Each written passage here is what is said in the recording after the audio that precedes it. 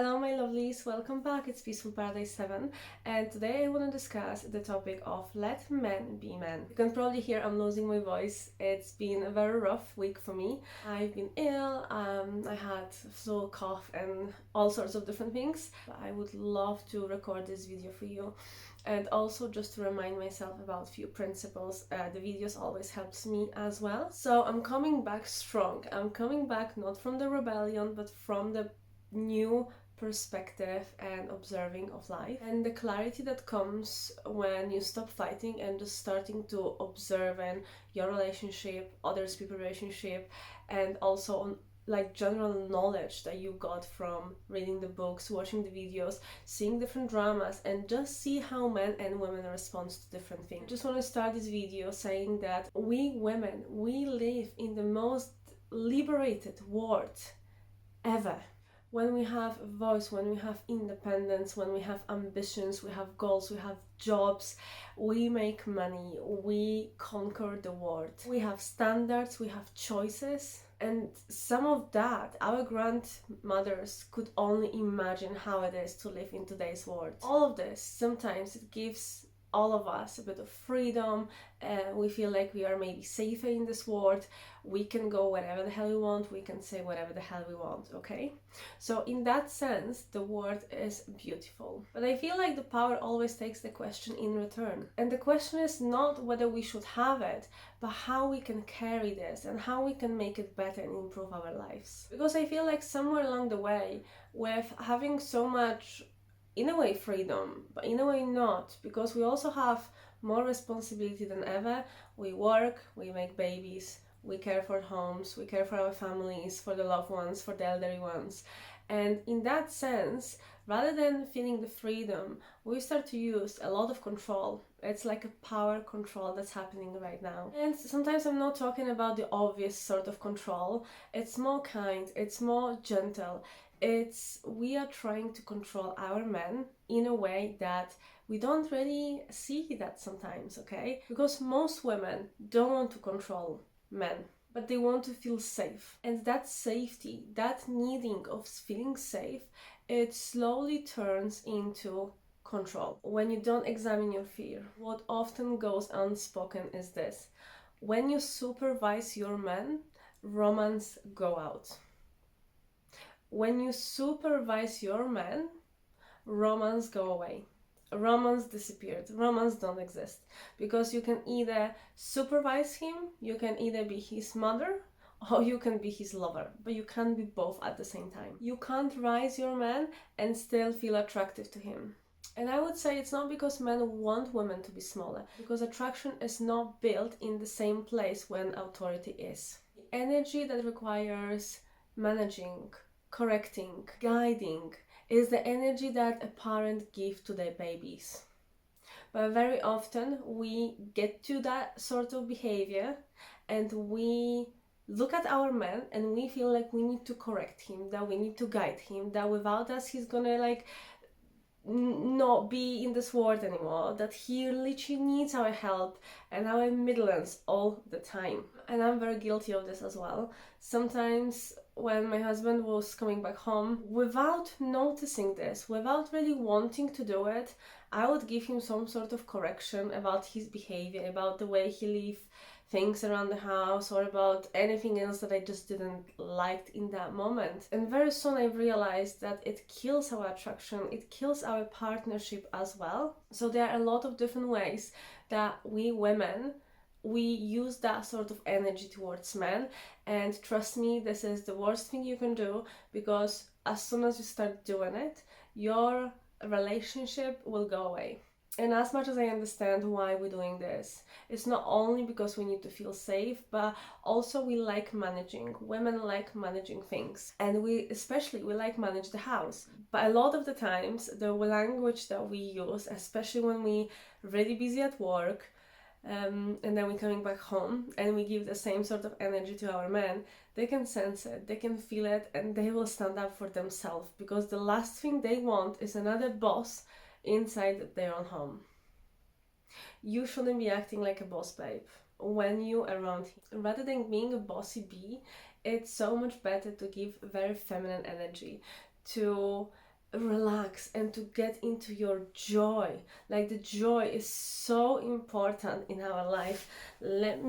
Joy and fun. So the power of fun. Why fun is the key to have happy and healthy life. That's the book. I got it for free. It's written by Catherine Price. I got it from our library, so I haven't paid for it a penny, and I even keep reading this again and again. I think I hold this book for about 6 months, so I'm sorry if you live locally and you wanted to get hold of this book. Because I'm keeping it until I can, which is like until next week. I cannot renew this anymore. Fun is so important in our life, and when we come back home, or when he's coming back home, and we give all this energy of doing, okay, so let's clean, let's make sure this is done, let's make sure this is done, why you haven't put your clothing there, why you leave your clothes here, why haven't you take a shower yet, and all the other bits and bobs. When we asking this way, when we commanding, I'm guilty of this as well. When, I don't know, sometimes when I would clean the kitchen and the house, and the only thing I would require my husband to do is to take the rubbish, he would come back home and I would just say, take the rubbish outside.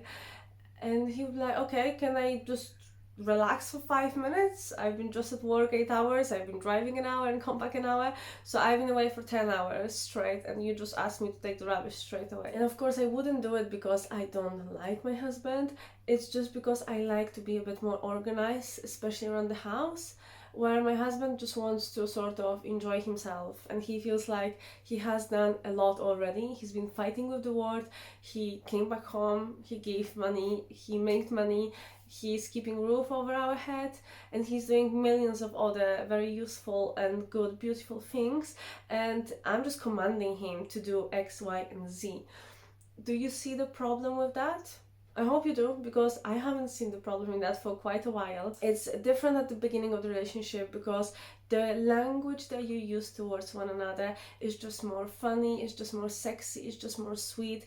At the beginning you wouldn't command anyone to do anything because simply that would be very off-putting, right? So you put nice mask and you're sweet and you're loving and you're this and that. But while life happens and you're already together, you got married, you live together, you have babies together, you know that things needs to be done, and you feel like you've done a lot already, for example around the house, and you need him to chip in just a bit. So rather than being very sweet and polite and maybe ask a question, you would command him because you already done 95% of the job, and you just want him to do that 5% that he needs to do because this is his responsibility, right? And that's how I felt as well. Especially that my husband was always very independent, and he was doing a lot of things around the house before I moved in. Like, he was doing everything. He would clean the kitchen cabinets, clean the floors, do everything. But of course I think, like, women, most of the times our cleanliness, for example, is on a different level.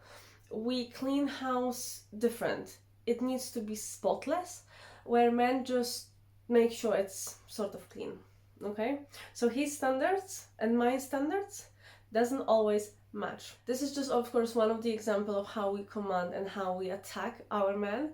It can be anything by asking him to take the kids to school, or maybe saying to him that he can't go out with his friends because for any reason, I don't know. I feel like women can be very jealous sometimes. So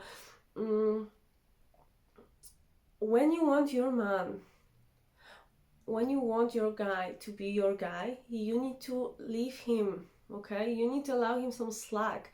You need to make sure that you take the focus off him and you take the focus back on you.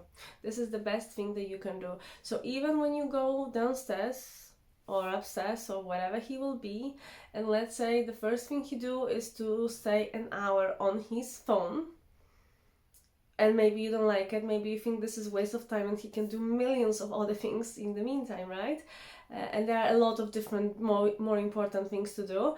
Rather than commenting and being sarcastic and attacking him, maybe just leave him be. Of course, it all depends on the situation, whether it happens every single time, all the time, whether it's whether it's actually damaging relationship or anything.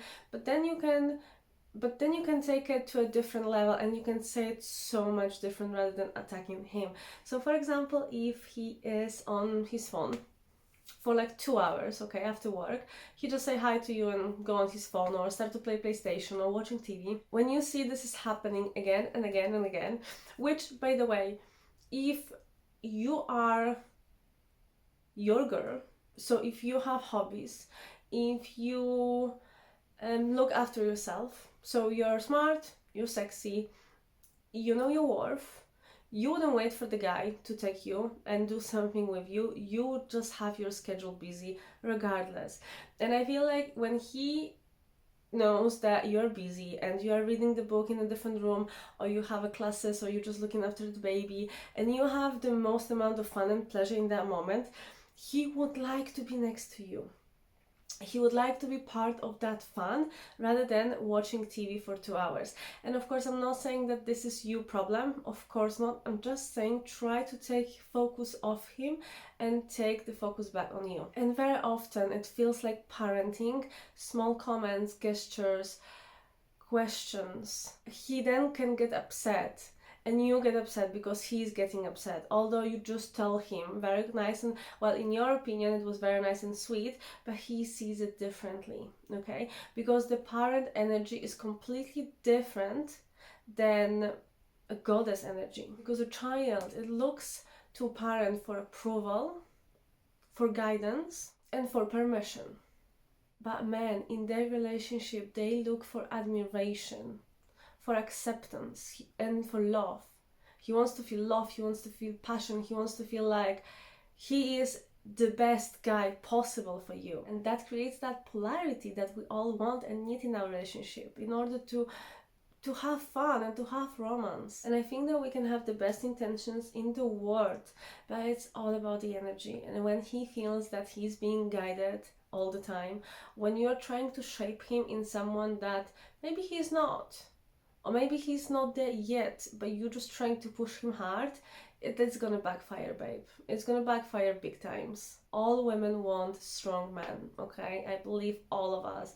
We want a strong man. We want somebody who has power, who has money, who has, that masculine essence in him, because any sort of very feminine woman, that's what we are looking for. We need to allow him to make his mistakes. We need to allow him to go through his hardship and hoops, and we can't be like mothers because we feel like we're gonna save them from themselves.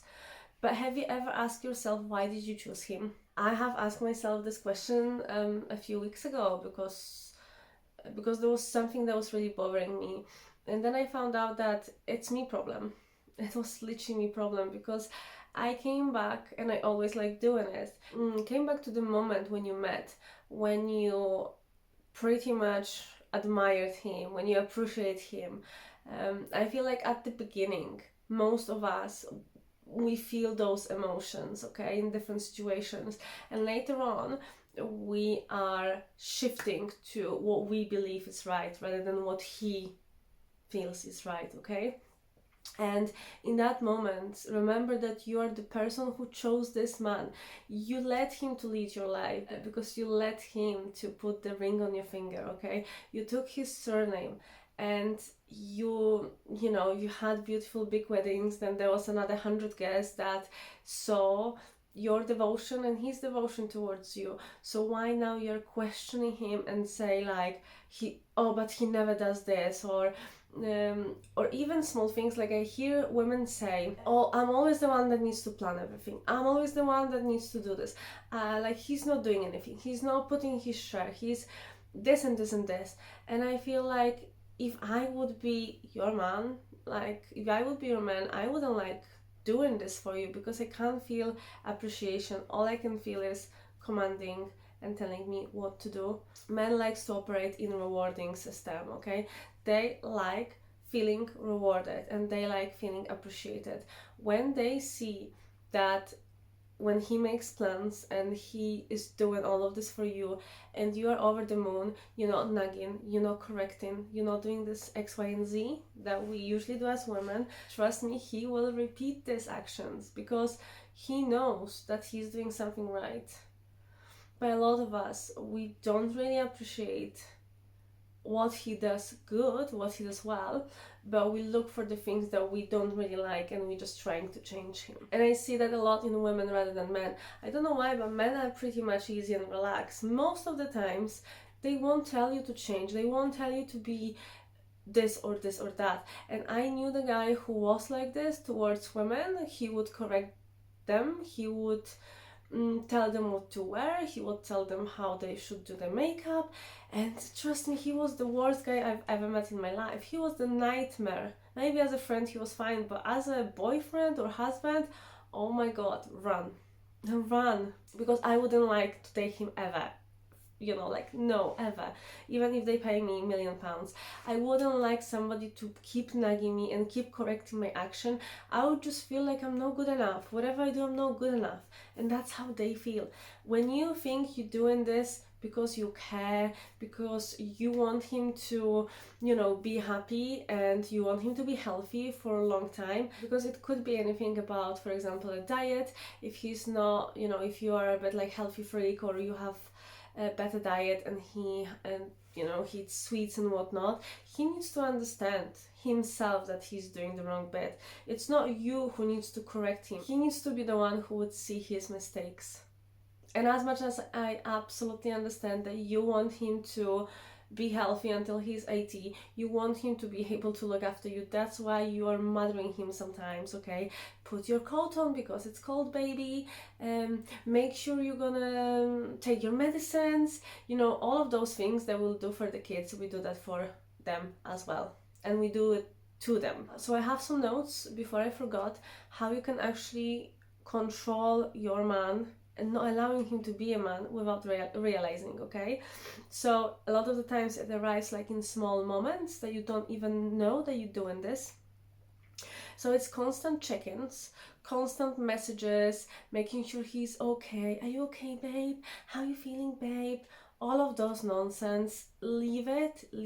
Don't ask him how he feels in that moment, how he feels this and that. Of course, if he has been unwell actually unwell because he's ill, you can absolutely ask him, how you feeling? You okay? Nothing wrong with that. But I think you see the difference, right? Keeping him emotionally close at all times.